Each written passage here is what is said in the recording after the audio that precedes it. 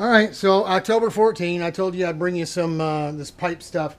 I'm not going to get started cutting up the 175 pipe today. I got the stock standard RVXX pipe on here. And as I showed you on the bench over there, it's got a little crazy shape to it, but you see what we had to do to get it to fit in here. The U-tubes, what we call these U-tubes, these U-bent tubes, right, are specific for the pipe and for the application, actually. This bit here is a 1 inch that I put an 1.125 little bit on the end where you can see I welded on, because my M4 silencer that Darcy DeCoste told me a long time ago when he did my RS Honda, he included with the pipe, the RLV pipe that he demanded I buy for the package. He got me on this M4 titanium silencer, and he said that is the only silencer you should ever run on a 125, period. So I've been putting it on every motor I've been running, and it's got a unique sound, and it's faster than all get out. So we haven't tried the helicopter muffler, right? The big carbon fiber ICC or KZ silencer yet. We've really had no reason to, but this pipe, it's an older homologation, the RVXX. I mean, since then they've had RVZ, RKZ, and then one other, I think. So what I'm getting at is this has got a 1 inch collector here. This one here has got an 1.125. This U-tube is 1.125 by 1 inch. Now this is going to be for here. It's going to go into a 1 inch and go into a 1/8, right?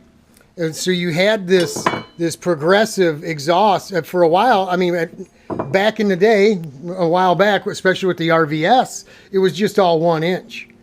Everything was 1 inch. As you can see here, I added again. This is a growing staged pipe, 1 inch by 1.125, right? So the problem I have, obviously, it fits here, but this would be way too small for the silencer because it's the same size as this here, right? So you're not going to believe what happened when I put the recycling out for the garbage. The pipe that Eric Chappelle sent me, the box that the pipe came in from Eric, the U-tube was still in it, I guess, and now it's in a landfill somewhere. So I called, and I literally have him on speed dial, my buddy Rex at Robinson Torque Tubes. You can see it right there, Rex at Robinson Torque Tube. That's the work number. I actually have a cell phone number as well.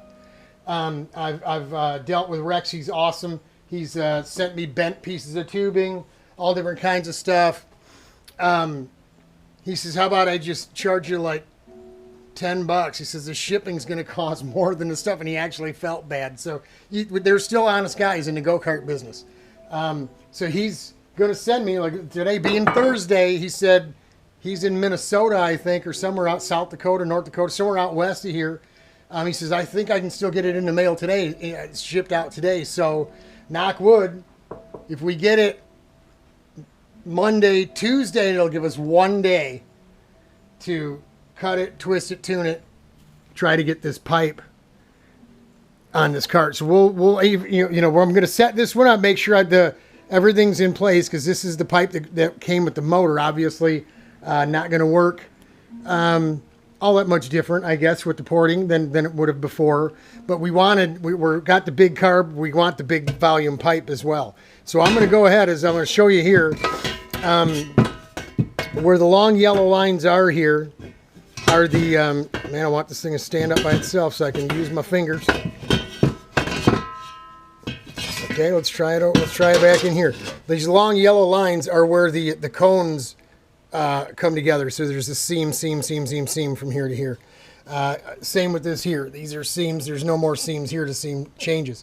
Why do you do that? Well, when we cut this stuff, we want to remember where the orientation of where they were, so we know how far we're turning it, for one.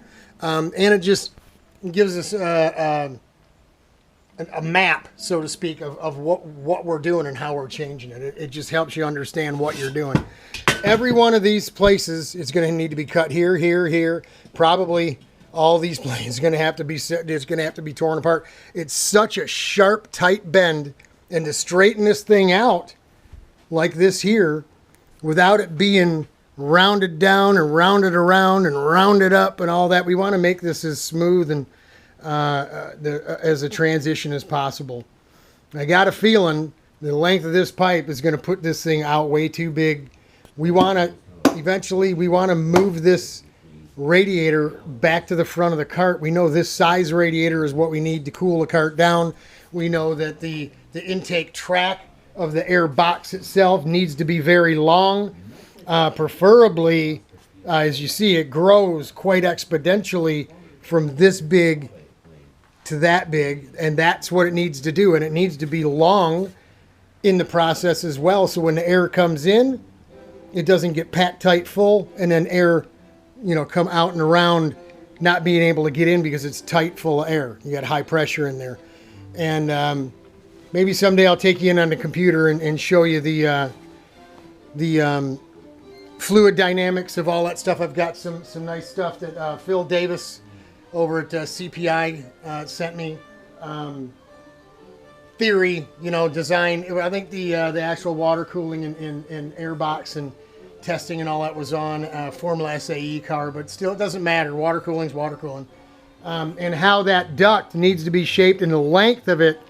I mean, what I was doing before with the hole in the nose and literally the radiator sitting right here, that was just never going to be enough room unless I had probably a hole not much bigger than this. When I made that hole bigger, I just made my problems worse. So that's where I'm at today. We called Rex right away and told him we needed a straight 1.1/8 tube. How long? As tightly bent as possible, because and a 180, and we're going to cut it and change it up like we did here.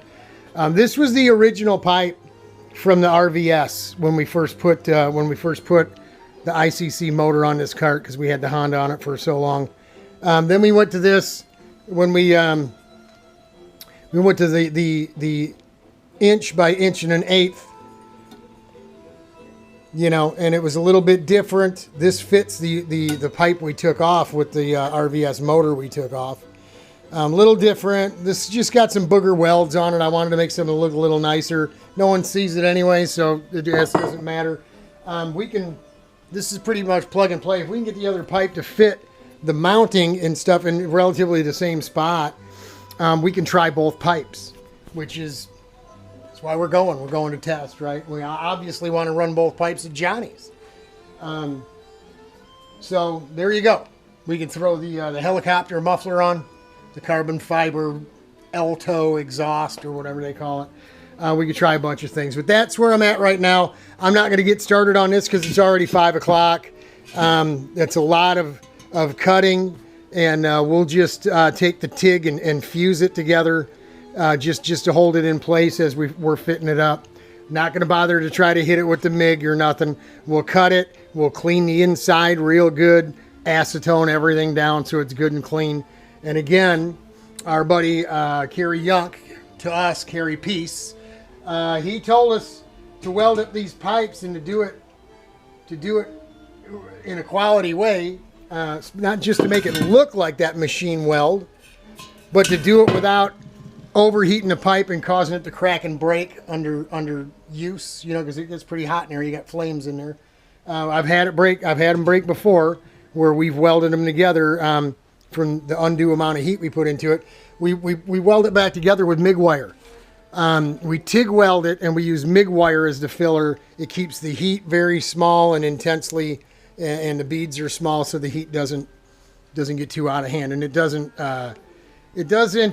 temper this very thin, European metal that we're working with. So that's it. That's where we're at.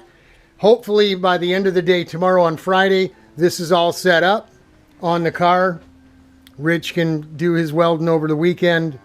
And then we're waiting on old Rex. At that point, we can start it up with this exhaust on. But then we're waiting on Rex to get us that tube that we're going to need. I don't want to mess with these. I could cut the 1.1/8 off here and the 1.1/8 off here and put them together and make what I need.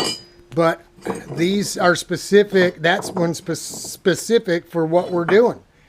So inevitably, all I really need is half of 1 1/8 inch because we got to cut it anyway, right? Sorry about the camera. But we've got to get it here. So that's the name of that tune. That's it for today. We'll talk to y'all. Hang in there. Yeah, I'm sure it'll get better. We're feeling it today, though. Hang in there, y'all. God bless.